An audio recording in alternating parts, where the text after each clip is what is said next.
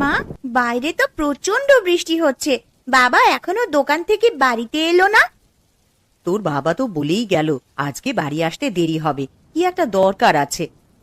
তাও তো অনেক দেরি হয়ে গেল, বাইরে বৃষ্টিটাও বেড়েছে। এবার তো আমার চিন্তা হচ্ছে বাবার জন্য। চিন্তা করিস না, তোর বাবা হয়তো দোকানেই রয়েছে, এই বৃষ্টিতে কোথায় আর যাবে। মা, তুমি বসো, আমি একবার দোকান থেকে ঘুরে আসছি। একেবারে বাবাকে ডেকে নিয়ে চলে আসবো। এত রাত হয়ে গেল, আবার তো খাবেও।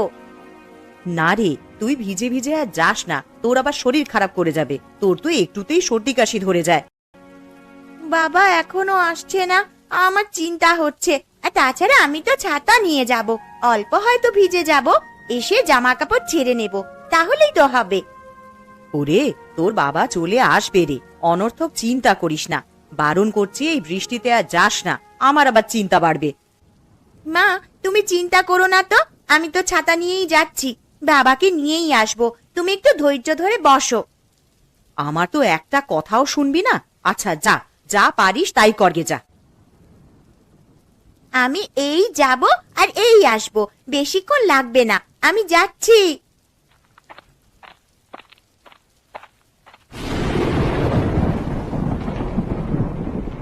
কি রে, জমির সব কাগজপত্র নিয়ে এসেছিস? 10 বিঘা জমিটা কিন্তু আমার চাই। হ্যাঁ, নিয়ে এসেছি, কিন্তু তোর কাছে একটা মাত্র অনুরোধ আমার, মেয়েটাকে কিছু করিস না, আমি সব সম্পত্তি তোর নামে করে দেব। কাগজপত্রগুলো বের কর, তাতে স্বাক্ষর কর, আমি সব কিছু আমার নামে হোক আগে, তারপর আমি ভাববো, বুঝলি? তোর মনে সম্পত্তি নিয়ে এত হিংসে ছিল জানতাম না, নিজের বাড়ি করলি, আর কি জানতে পারবো। এই, তোকে বড় বড় কথা বলতে বলিনি আমি। তাড়াতাড়ি কাগজপত্রগুলো বের করে আমার নামে করে দে, না হলে কিন্তু এর ফল ভালো হবে না। এই যে জমির কাগজপত্র, তুই ছুরি নিয়ে এসেছিস কেন? আমার উপর কি একটু বিশ্বাস নাই? না না, আমার বিশ্বাস নেই। তুই তাড়াতাড়ি এই 10 বিঘা জমির দলিলে স্বাক্ষর কর, না হলে কিন্তু ভালো হবে না, ঠিক আছে? এই দেখ, আমি স্বাক্ষর করে দিয়েছি, এবার তুই আমাকে কথা দিয়ে যা, মানে আমার মেয়েটাকে কিছু করবি না। এই, তোর মেয়ের কথা ছাড়, তোর এখন কি হবে?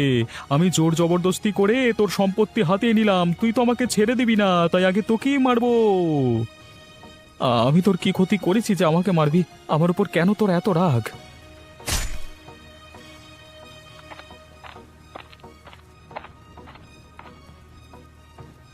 কাকু, তুমি বাবাকে মেরে ফেললে? মারে, তুই এখান থেকে ছুটে পালা, তোর বিপদ হতে পারে, তাড়াতাড়ি পালিয়ে যা। আমি খুন করেছি সেটা দেখে ফেললো, হ্যাঁ? ব্যাপারটা তো ভালো হবে না, একেও মরতে হবে দেখছি। আমি আমি চলে যাই এখান থেকে, না হলে আমার আর রক্ষে নেই।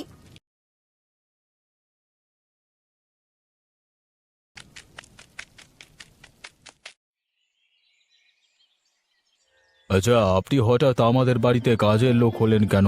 দেখে তো আপনাকে শিক্ষিত মনে হচ্ছে। এসব আমি বলতে পারবো না, তবে একটা কাজের দরকার ছিল, তাই জন্যই কাজের মেয়ে হয়ে এই কাজ করছি। আপনি তো কাল থেকে আমাদের বাড়িতে কাজে আসছেন। হ্যাঁ, কাল থেকেই আপনাদের বাড়িতে কাজ করছি, তবে কাল আপনি তো বাড়িতে ছিলেন না, তাই জন্যই আমাকে দেখেননি। বুঝলাম। আপনার বাড়িতে কে কে আছে? আমি আর আমার মেয়ে থাকি।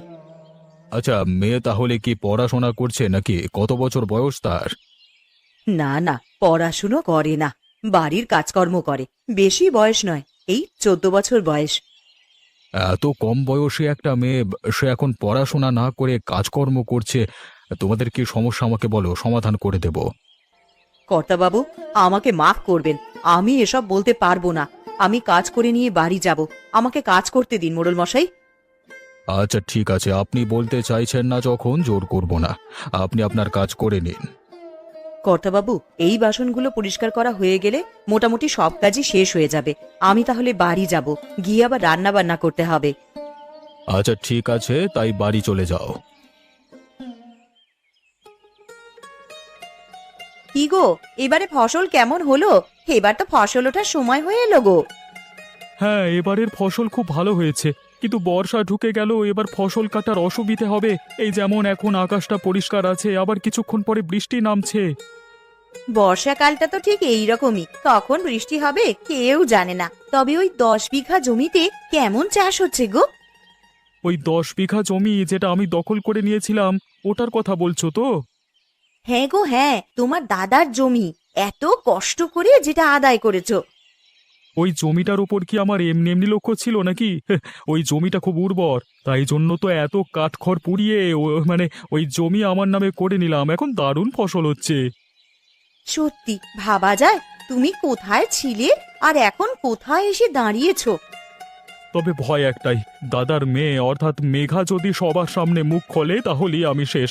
সকল সন্দেহ আমাকে করে, কিন্তু প্রমাণ নাই তো কিছু করতে পারে না। কতবার মারবার চেষ্টা করলাম, কিন্তু একটা চেষ্টাও সফল হলো না গো। আশা করছি ওরা কাউকে কিছু বলবে না, সব সময় তো ভয়ে ভয়েই থাকি।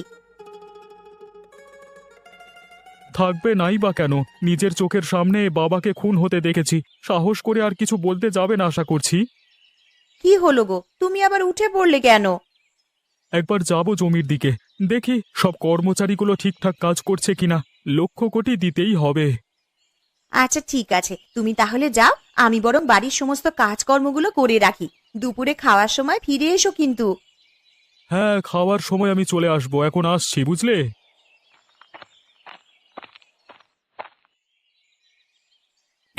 বাবু, আমি ভেতরে আসতে পারি? আরে হ্যাঁ হ্যাঁ, এসো এসো। তা তোমার কথাই ভাবছিলাম। কেন বাবু, আমি কি কিছু করেছি নাকি? আরে না না, তুমি কেন কিছু করবে? তুমি আগে বসো, তোমাকে তারপর সব জিজ্ঞাসা করব। আচ্ছা ঠিক আছে, বসে বললাম, এবার বলুন তো কি হয়েছে। আচ্ছা, আমাদের বাড়িতে যে মহিলা কাজে আসছে তার স্বামী মারা গেল কি করে? আমি অনেক করে জিজ্ঞেস করলাম আজকে, কিন্তু কিছু বলতে চাইলো না। বলবি বা কি করে, ওদের তো ভয় দেখিয়ে রেখে দিয়েছে। কি বলছো কি তুমি? আমার গ্রামে কে ভয় দেখিয়ে রেখে দিয়েছে? আমি তো সব কিছুই জানি না। এই ঘটনাটা হচ্ছে প্রায় 3 বছর আগেকার। তখন আপনি এই গ্রামের মোড়ল মশাই ছিলেন না, অন্য একজন ছিলেন। ওনার স্বামীর নাম ছিল মোহিত। তার ভাই রতন সম্পত্তির লোভে তাকে খুন করে। কোনো প্রমাণ নেই, কিন্তু সকলেই জানে ও করেছে। তাহলে ওই মহিলা আমাদেরকে বলেনি কেন? আমরা তো কিছু একটা ব্যবস্থা নিতাম। বলবে না, যদি বলে তাহলে ওর মেয়ে মেঘাকে মেরে দেবে রতন, এরকম হুমকি দিয়েছে। তাহলে সব সম্পত্তি লুটে নিয়েছে ওই রতন, তাই জন্য এত কিছু? হ্যাঁ, সব লুটে নিয়েছে।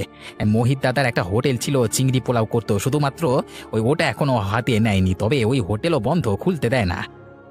আমার গ্রামে তো এরকম অত্যাচার আমি কিছুতে সহ্য করব না। আবার খুনও করেছে, তাই শাস্তিও পাইনি। না না, শাস্তি পায়নি।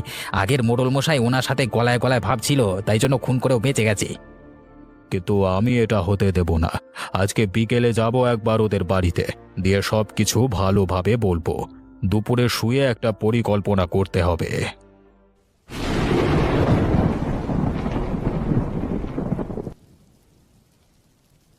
মা, তোর আর কতটা বাকি রে? আমার যে শাক রান্না হয়ে গেল, এবার তো খিচুড়িটা বসিয়ে দেব। আমারও প্রায় হয়েই এসেছে মা। ওই দেখো, আবার বাইরে বৃষ্টি শুরু হলো। বর্ষাকালে তো বৃষ্টি হবেই রে। বর্ষাকালে বৃষ্টির দিনে খিচুড়ি ভালোই লাগে। মা, আমি বলছিলাম কি, আমাদের তো টাকার খুব সমস্যা হচ্ছে। তুমি যা করতে পারি, চিংড়ি পোলাওটাও পারবো। বাবার দোকানে খাবার গ্রামের মানুষেরা কত পছন্দ করত। দোকানটা খুললে ভালোই বিক্রি হবে কিন্তু। তোকে আমি বারণ করছি, বড়দের কথা শুনতে হয় জানিস না? যেটা করছিস সেটাতে মন দে, একদম এসব কথার মুখেও আনবি না। আমি তোমায় কি বললাম? শুধু ভালোর জন্যই তো বলছিলাম। এই কাজটা এখন করছিস তো, এটাই কর। আনাজগুলো কেটে তাড়াতাড়ি আমায় দে। এইসব নিয়ে একদম আর চিন্তা ভাবনা করিস না।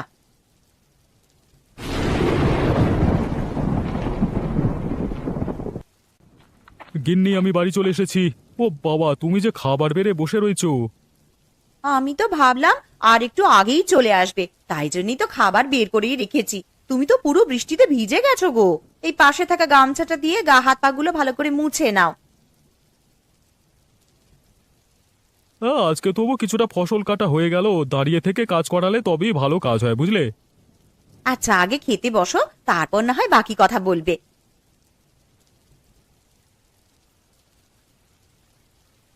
আজকে রান্নাগুলো বেশ দারুণ হয়েছে গো গিন্নি, এত সুন্দর রান্না অনেকদিন পর খেলাম।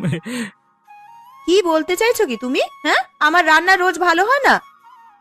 না গো গিন্নি, আমি সেটা বলছি না। বলছি অন্য দিনের থেকে এটা আরো ভালো হয়েছে। আমি আবার তোমাকে খারাপ বলতে পারি? 5টা নয়, 7টা নয়, একটা মাত্র বউ আমার। ঠিক আছে ঠিক আছে, আর আদিক্ষেতা করতে হবে না, খেয়ে নাও চুপ করে। আমি তো খাচ্ছি, তুমি কখন খাবে? আমার আজকে আর খেতে ভালো লাগছে না গো, আমি খাবো না, তুমি খাও, তারপর সবকিছু গুছিয়ে নেব। গিন্নি, তুমি একদম কিছু খাবে না? একটু কিছু তো খেতে পারতে অল্প করে। না, আমি অল্প করেও খাবো না, আমার যখন ভালো লাগবে আমি খেয়ে নেব। আচ্ছা তাই করো, যেটা ভালো বুঝবে সেটা করো। হ্যাঁ গো, তুমি খাও, আমি ঘরে যাচ্ছি, খাওয়া হলে চলে এসো।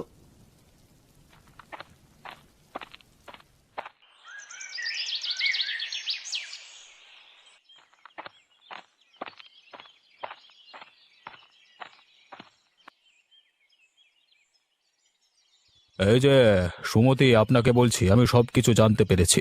আপনার সাথে কিছু কথা আছে। আরে মোড়ল মশাই, আপনি আমার বাড়িতে? এ তো আমার পরম সৌভাগ্য। আসুন, ভেতরে এসে বসুন। দিদি, তুমি ভয় পেও না, আমাদের মোড়ল মশাই সবকিছু ঠিক করতে এসেছে। ভেতরে চলো, কথা বলছি। মেঘা, তুইও ভেতরে আয়। আচ্ছা,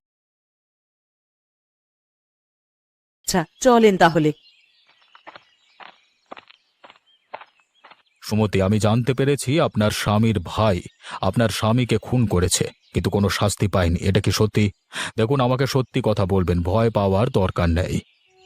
আমার কাকু খুন করেছে আমার বাবাকে, আমি নিজের চোখে দেখেছি, আর আমাদেরকে ভয় দেখায়, বলে আমাকেও মেরে দেবে। মা, তোমরা ভয় পেও না, আমি আছি, সবকিছু দেখে নেব। কিন্তু এসব কি শুধু সম্পত্তির জন্যই করেছে? হ্যাঁ, সম্পত্তির লোভে মানুষটাকে মেরে দিল। বললে তো সম্পত্তি আমরা এমনি দিয়ে দিতাম।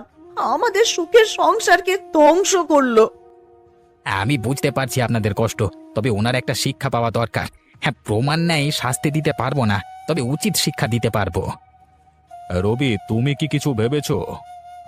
হ্যাঁ, ওই রতন দাদার সম্পত্তির নেশা, ওকে ওই টোপ দিয়ে এই জালে ফেলবো। আপনি কি বলছেন? আমি তো কিছুই বুঝতে পারছি না। আপনি একদিন রতন দাদার কাছে যাবেন, গিয়ে বলবেন আমি বাকি সম্পত্তিও আপনার নামে লিখে দিচ্ছি। হ্যাঁ, আর এই গ্রাম ছেড়ে দেব, তবে শেষবারের মতো আমাদের হোটেলে দেখা করুন। হ্যাঁ, কিন্তু দেখা করে কি হবে? যখনই আসবে হোটেলে, তাই রাতের দিকে আমি আর আমার এক সঙ্গী মিলে হোটেলে লুকিয়ে থাকবো। যেই প্রবেশ করবে দরজা দিয়ে, তোখানে সেখানে ছুরি দিয়ে, মানে ছুরি হাতে আমি অপেক্ষা করবো, দিয়ে মেরে ফেলবার ভয় দেখাবো। এতে নিশ্চয়ই কাজ হবে। বুদ্ধিটা আমার বেশ ভালো লেগেছে, এতে উচিত শিক্ষা পাবে। তাহলে আপনি কালকে সকালে একবার গিয়ে বলে আসবেন যেন কালকে রাত্রে দেখা করে আপনাদের চিংড়ি পোলাওয়ের হোটেলে। আচ্ছা, আপনি যেমনটি বলবেন। ঠিক আছে, আমরা এখন চললাম। কালকে সকালে ওদের বাড়িতে বলে আমাদের বাড়িতে কাজে যাবে, আমি সব শুনবো, কেমন?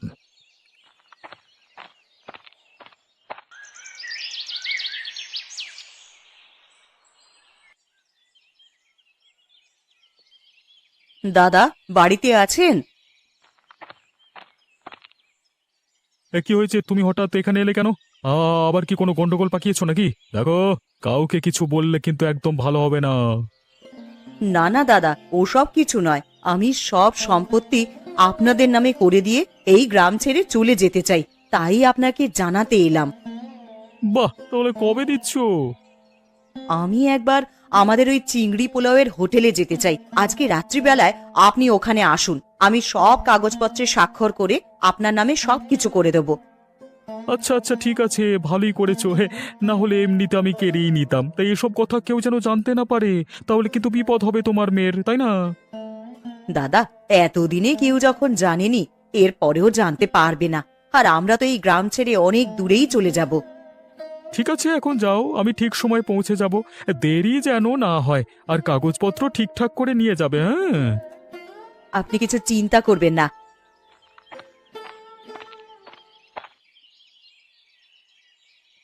রবি, তুমি যে পরিকল্পনাটা করেছো সেটা সফল হবে তো? আর তুমি তো আবার সেই বন্ধুকে ডেকেছো। হ্যাঁ, আমি তো বলে দিয়েছি সে রাত্রিবেলা ঠিক সময় মতো চলে আসবে আর আমার সাথে লুকিয়ে পড়বে। ঠিক আছে, দেখাই যাক তোমার প্রচেষ্টা কেমন হয়, যেন সাপও মরে আর লাঠিও না ভাঙে। আজকে বেটাকে এমন ভয় দেখাবো না, হ্যাঁ, সে আর কোনোদিন দখল করবার কথা ভাববেই না। আগে কর্তাবাবু, আপনি যেমন বলেছিলেন আমি বলে দিয়েছি। উনি তো আনন্দে একেবারে আত্মহারা। হ্যাঁ, এখন আত্মহারা হবে। জানি তো সম্পত্তির লোভ অনেক, এই লোভের কারণে আজকে আমাদের জালে পড়বে রতন। মোড়ল মশাই, দেখবেন আমাদের যেন কোনো ক্ষতি না হয়। ওই লোকটাকে আমার আর বিশ্বাস হয় না, কখন কি করে বসবে। আপনি একদম চিন্তা করবেন না, আপনার পাশে আমরা আছি। এখন যান, গিয়ে কাজকর্মগুলো করে নিন। আচ্ছা কর্তাবাবু, আপনি আমাদের শেষ ভরসা। এরপর না হলে এইরকম ভাবেই দিন কাটাতে হবে। আমরা সকলে তোমার সাথে, ওই বেটা কিচ্ছু করতে পারবে না। তুমি শুধু আমাদের কথা মতো কাজটা করো।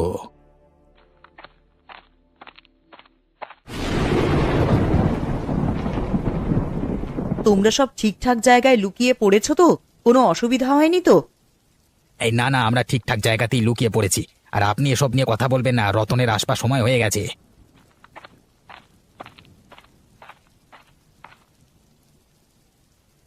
ও বাবা, চলে এসেছো দেখছি। আমিও তো চলে এসেছি।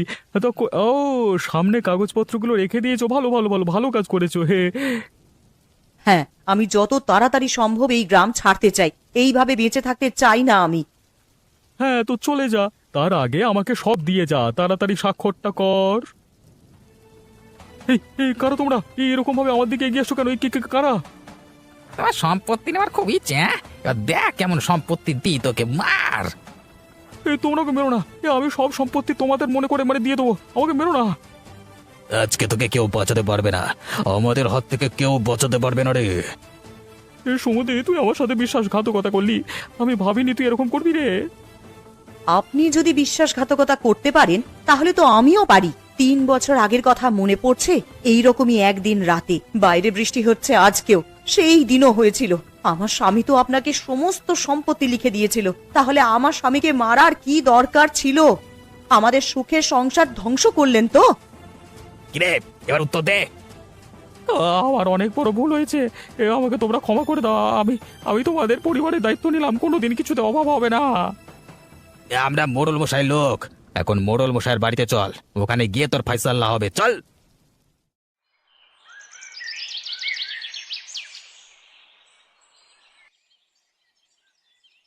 এই মোড়ল মশাই, এই দেখুন ধরে এনেছি। এবার আপনি ফয়সাল্লা করুন, কি করবেন? এটা রতন, তোমার কি বক্তব্য আছে বলে ফেলো, তারপর আমি ভেবে দেখব কি করা যায়। মোড়ল মশাই, আমাকে মাফ করে দিন না, অনেক বড় ভুল করেছি তো। আমি তো মোহন দাদা জীবন ফেরত দিতে পারবো না, তবে আমি আমার বৌদিদের দায়িত্ব নেব। কোনোদিন কিছু অসুবিধে তো হতে দেবো না। এসো বাবা, পথে এসো। আচ্ছা ঠিক আছে, আর চিংড়ি পোলায়ের হোটেল খুলতে দেবেন তো? সব কিছু করবে, নিজের ইচ্ছে মতো জীবন যাপন করবে। আমি আর ওদের জীবনে কোনোদিন বাধা সৃষ্টি করব না। মৃত্যু ভয় এরকমই হয়। তখন আমি মোড়ল ছিলাম না, যা ইচ্ছে তাই করে নিয়েছিস। তবে সব সময় সত্যের জয় হয়, যে সৎ পথে চলে তার জয় হয়। তোকেও বলছি, আবার নতুন করে শুরু কর, আর এবারে জোচ্চুরি নয়, সৎ পথে রোজগার করবি। আমি এবার সৎ পথে রোজগার করব, আপনি আমাকে ছেড়ে দিন। আমি আপনার সব কথা শুনে চলবো। আমার কথা শুনে চলতে হবে না, নিজেদের পরিবারের মধ্যে ভালোভাবে মিলিয়ে মিশে থাকো, তাহলে হবে। তাই তো সুমতি, তোমার ভাইকে আপন করে নেবে তো? হ্যাঁ, অবশ্যই নেব, কেন নেব না। আর আমি কাল থেকেই চিংড়ি পোলাওয়ের হোটেল শুরু করে দেব। তাহলে আমরা সকলে যাচ্ছি খেতে। কালকে আবার নতুন করে শুরু হবে তোমাদের চিংড়ি পোলাওয়ের হোটেল। খাওয়াবেন তো? আপনি আমাদের এত সাহায্য করেছেন, আর আমি আপনাকে সামান্য চিংড়ি পোলাও খাওয়াতে পারবো না? কাল সকাল সকাল আমাদের হোটেলে একবার পৌঁছে যাবেন। বৌদি, আমিও তোমাদের হাতে হাতে সাহায্য করে দেব। এই যে তোমরা নিজেদের মধ্যে ভালোভাবে থাকবে, এটাই অনেক বড় কথা। টাকা পয়সা তো কিছু নয়, খালি হাতে এসেছি, খালি হাতে যেতে হবে। এত সম্পত্তি, এত মায়া মোহ সবকিছু ছেড়ে, তাই অহংকার করে কি লাভ? জি, আপনি ঠিক কথাই বলেছেন, আর করব না আমি অহংকার।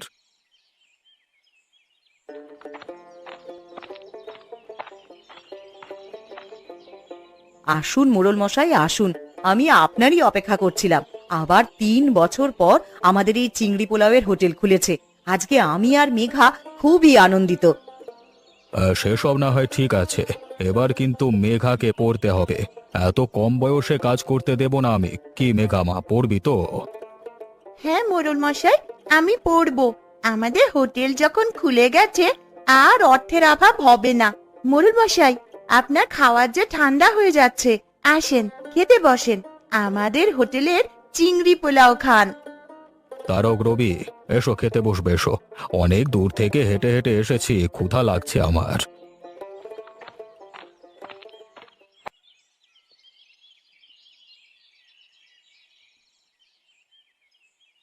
আহা, চিংড়ি পোলাওটা কি রান্না হয়েছে!